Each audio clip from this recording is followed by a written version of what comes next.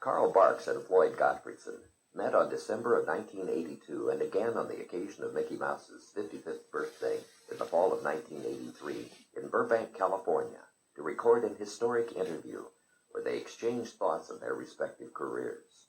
A classic moment from this interview, conducted by Bruce Hamilton, follows.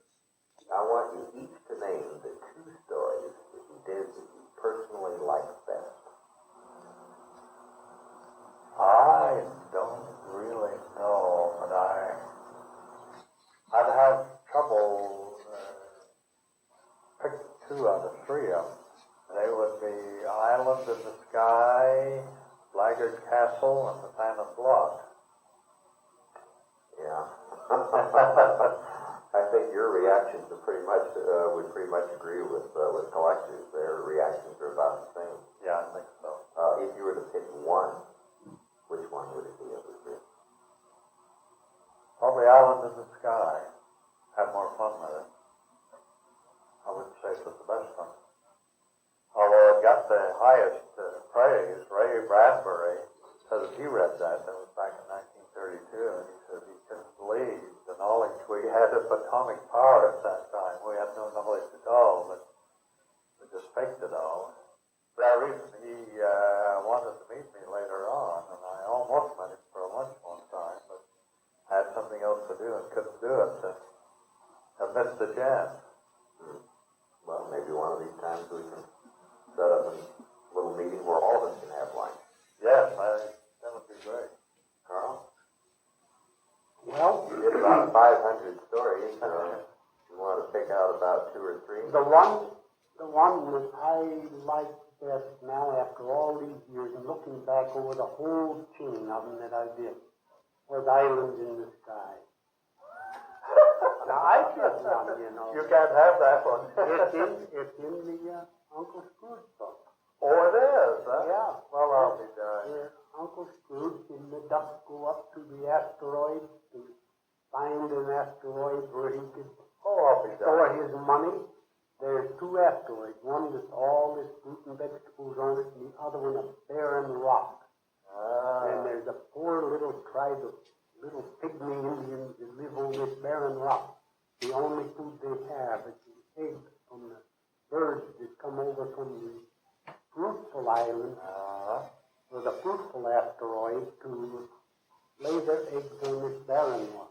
Oh, that sounds great. I It ended up with old Uncle Scrooge stretching a rope from the barren island across to the fruitful island so the little guys could all climb that rope and get over to this happy hunting ground, a real heaven.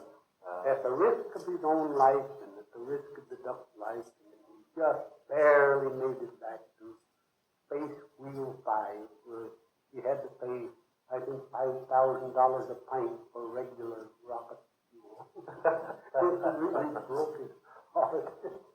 But that story had a lot of punch to it. Yeah, those things are fun. I find that really very interesting. The kind of a little bit of a parallel there. In having favorite stories that were of this. That was really science fiction in both cases. Yes, they were science fiction. You're not going to get by with only naming one. I want you to name at least one, maybe two more. Well, I've always said that technically my best written story was the one of the Square Eggs.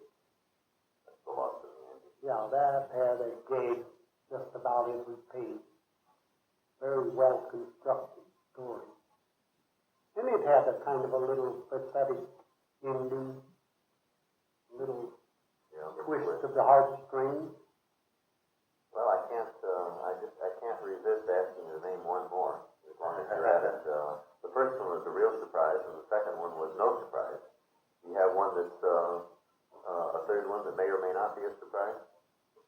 Well, I would say in Old California. That was one that had little bits of tugs at the heartstrings.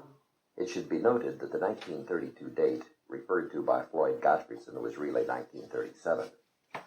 Floyd passed away on July 22, 1986, at the age of 81. Having discussed Mickey Mouse in color at considerable length, he was looking forward to its publication. The book and this record are respectfully dedicated to his memory.